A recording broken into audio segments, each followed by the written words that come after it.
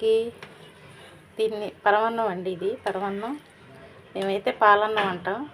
ఈరోజు పరమాన్నం స్పెషల్ మా ఇంట్లో.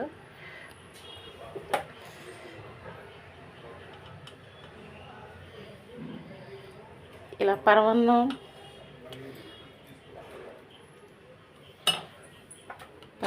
ముద్దపప్పు అండి. పరమాన్నం ముద్దపప్పు కాంబినేషన్ చాలా బాగుంటుంది.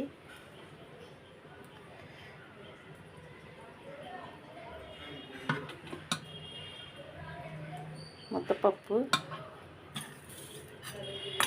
నెయ్యి అండి.